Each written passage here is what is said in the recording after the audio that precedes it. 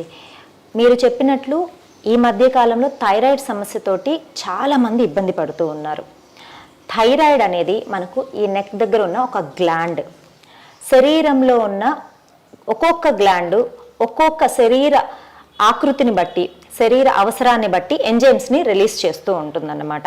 మన ఎదుగుదలకు, పొడవు పెరగాలన్నా, మనిషి చక్కగా శరీరాకృతి రావాలన్నా, ఆహార నియమాలు అంటే మనం తీసుకున్న ఆహారాన్ని చక్కగా డైజెషన్ అవ్వాలన్నా, ఇలా ఎన్నో శరీరంలో జరిగే క్రియలకి మన థైరాయిడ్ గ్లాండ్ అనేది ఒక మంచి సూచిక.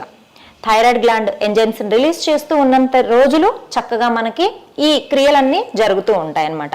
కొంతమందిని గమనించాము అంటే బాగా హైట్గా ఉంటారు, కొంతమంది చాలా షార్ట్గా ఉంటారు.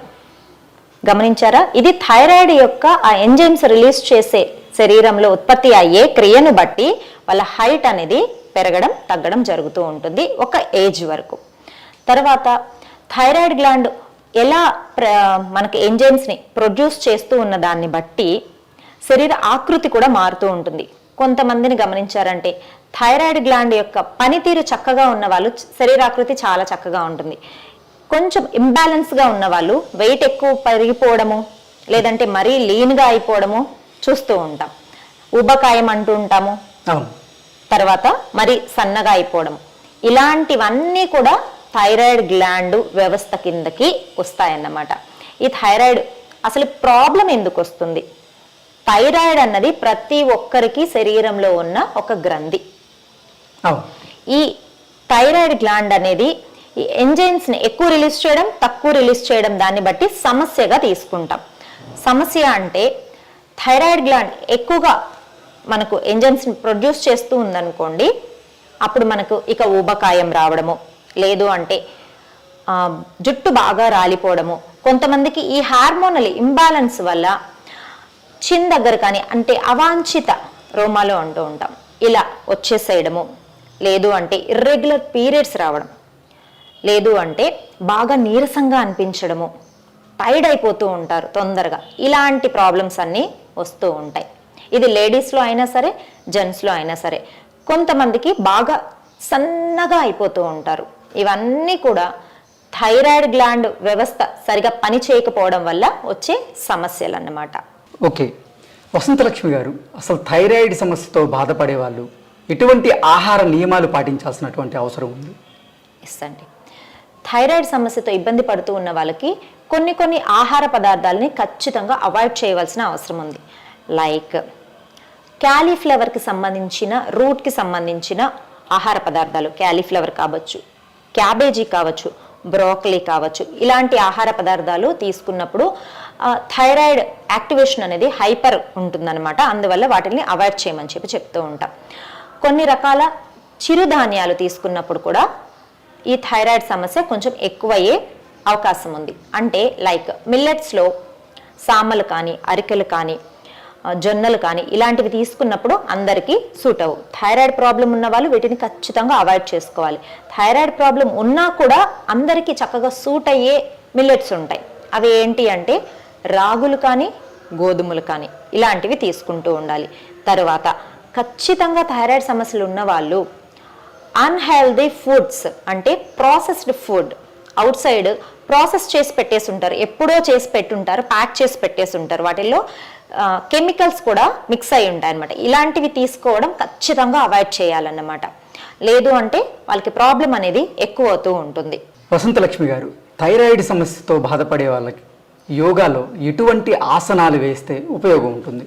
ఎస్ అండి, యోగా ద్వారా థైరాయిడ్ గ్లాండ్ యొక్క హార్మోనల్ ఇంబ్యాలెన్స్ స్థితిని మనం చక్కగా మెరుగుపరుచుకోవచ్చు. మనకు ఊష్ట్రాసన, మత్స్యాసన, సర్వాంగాసన, ఈ ఆసనాల ద్వారా రెగ్యులర్ ప్రాక్టీస్ తోటి ఈ థైరాయిడ్ సమస్య నార్మల్ స్థితికి వచ్చేస్తూ ఉంటుంది. ఎంతో కాలంగా థైరాయిడ్ తోటి ఇబ్బంది పడే వాళ్ళకు కూడా ఈ ఆసనాలు రెగ్యులర్గా ప్రాక్టీస్ చేయడం ద్వారా థైరాయిడ్ సమస్య నార్మల్కి వచ్చేస్తుంది.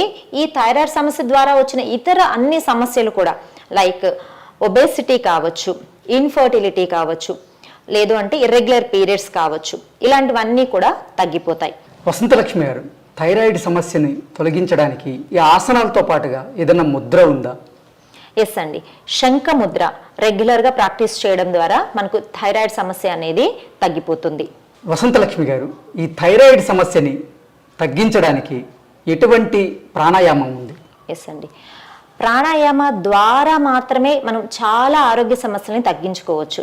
ఈ థైరాయిడ్ సమస్యతో ఇబ్బంది పడే వాళ్ళకి ఉజ్జయి ప్రాణాయామ రెగ్యులర్గా ప్రాక్టీస్ చేసుకోవడం ద్వారా ఈ థైరాయిడ్ సమస్య అనేది తగ్గిపోతుంది. ఓకే వసంతలక్ష్మి గారు, ఈ ఆసనాలు అలాగే ఎటువంటి ప్రాణాయామాలు చేయాలి అనేది ఒకసారి మా ప్రేక్షకుల కోసం మీరు ఆసనాలు వేసి చూపించండి. తప్పకుండా అండి. థైరాయిడ్ ప్రాబ్లమ్ని తగ్గించడం కోసం మనకు ఊష్ట్రాసన చాలా చక్కగా ఉపయోగపడుతుంది. చూడండి, మోకాళ్ళ మీదకి ఇలా చక్కగా నిలబడుకోవాలి.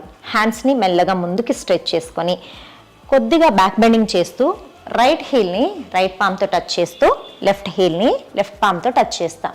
స్లోగా నెక్ని బ్యాక్కి బెండ్ చేస్తాం. రిలాక్సింగ్గా ఈ పొజిషన్లో కొద్దిసేపు ఉండాలి.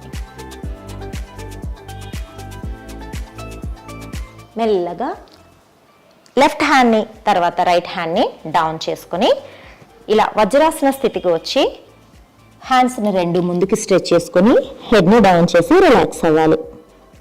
ఇలా ఊష్ట్రాసన పూర్తిగా బ్యాక్ బెండింగ్ తోటి ప్రాక్టీస్ చేయలేనప్పుడు మనం హాఫ్ ఊష్ట్రాసన కూడా ప్రాక్టీస్ చేయొచ్చు. ఇక్కడ మెయిన్ రీజన్ ఏంటి అంటే ఊష్ట్రాసన చేయడానికి మన ఈ థైరాయిడ్ గ్లాండ్ని యాక్టివేట్ చేయడం కోసం నెక్ మజిల్స్ని కంప్లీట్గా బ్యాక్ బెండ్ చేయడము. సో హాఫ్ ఊష్ట్రాసన, పూర్తి ఊష్ట్రాసన ప్రాక్టీస్ చేయలేనప్పుడు ఇలా బ్యాక్ మీద హ్యాండ్స్ ఉంచుకొని మెల్లగా బ్యాక్ బెండింగ్ చేయొచ్చు. రిలాక్సింగ్గా సెంటర్కి వచ్చేసి మరలా రిలాక్సింగ్ పోస్చర్ మనకు శశాంకాసన. హెడ్ని డౌన్ చేసుకొని రిలాక్స్ అవ్వడం. Slowly centre. ఇలా రెగ్యులర్గా ఊష్ట్రాసనాన్ని 3 నుంచి 4 సార్లు 10 సెకండ్లు పోస్చర్లో ఉండగలిగి కనుక చేయగలిగితే మనకు థైరాయిడ్ గ్లాండ్ అనేది చక్కగా యాక్టివేట్ అవుతుంది. తరువాత మత్స్యాసన ప్రాక్టీస్ చేద్దాం. మత్స్యాసన ఇలా శవాసన స్థితిలో ప్రాక్టీస్ చేయాలి. చూడండి, కాళ్ళు 2 దగ్గర ఉంచుకోవాలి.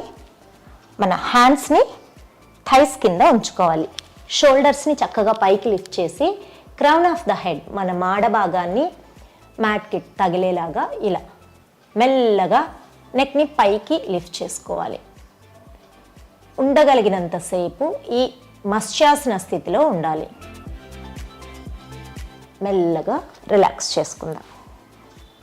శవాసన స్థితిలో కొద్దిసేపు శరీరాన్ని రిలాక్స్ చేయాలి. తరువాత 3వ ఆసన సర్వాంగాసన. ఇలా శవాసన స్థితిలో కంఫర్టబుల్గా ఉండాలి. డీప్ బ్రీతింగ్ తీసుకుంటూ 2 లెగ్స్ని ఇలా 90 డిగ్రీస్లో లిఫ్ట్ చేస్తాం. తర్వాత మెల్లగా హిప్ని పైకి లిఫ్ట్ చేస్తూ మ్యాక్సిమం మనం అప్పర్ వేలుని ఎంత లేదంటే పైకి లిఫ్ట్ చేస్తాం. మళ్ళీ చిన్నని చెస్ట్కి టచ్ అయ్యేలాగా ఉండాలి. మన థైరాయిడ్ గ్లాండ్ని చక్కగా మనం స్ట్రెచ్ చేస్తూ స్టిమ్యులేట్ చేయడం కోసం ఈ ఆసనాలో 10 సెకండ్స్ నుంచి 1 మినిట్ వరకు కూడా ఉండొచ్చు. మెయింటైన్ చేద్దాం కొద్దిసేపు.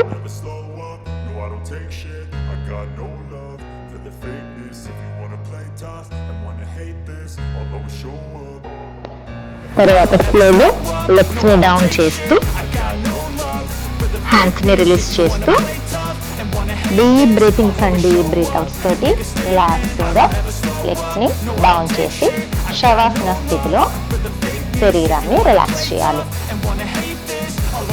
మెల్లగా కూర్చునే స్థితికి వచ్చేద్దాం.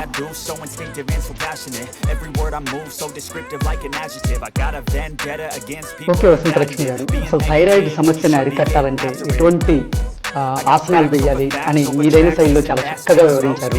అలాగే మా ప్రేక్షకుల కోసం ఎటువంటి ప్రాణాయామం చేయాలి అనేది కూడా ఒకసారి చూపించారు. ప్రాణాయామ మనం ముందుగా చెప్పుకున్నట్లు థైరాయిడ్ సమస్యతో ఇబ్బంది పడే వాళ్ళు ప్రతి నిత్యము ప్రాక్టీస్ చేయవలసిన ప్రాణాయామం ఏంటి అంటే ఉజ్జయి ప్రాణాయామ. పేరులోనే ఉంది జయం అన్నమాట. మన థైరాయిడ్ సమస్యని చాలా చక్కగా నివారిస్తుంది. మెల్లగా మన గొంతు మజిల్స్ని లోపలికి సక్ చేస్తూ, చిన్నపిల్లలు గురక పెడతారు కదా, అలా గురక లాంటి సౌండ్ని తీసుకుంటూ శ్వాసను తీసుకుంటాం, అంటే బ్రీతింగ్ చేస్తాం. తర్వాత ఎగ్జలేషన్ రైట్ నాస్ట్రిల్ని క్లోజ్ చేసి లెఫ్ట్ నాస్ట్రిల్ ద్వారా చేస్తాం. ఒకసారి చేసి చూపిద్దాను. షూర్, తప్పకుండా. చూడండి, రిలాక్సింగ్గా థ్రోట్ మజిల్స్ని గమనించండి.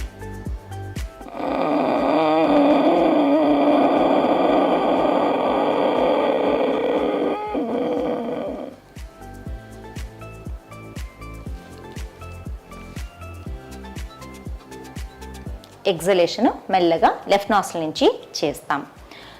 స్లోగా మనము స్టార్టింగ్లో కొంచెం ఇబ్బందిగా అనిపించవచ్చు సౌండ్ రావడంలో. మెల్లమెల్లగా థ్రోట్ మజిల్స్ని లోపలికి లాగుతూ బ్రీతింగ్ మీద మనసు పెట్టగలిగాము అంటే చాలా ఈజీగా వచ్చేస్తుంది.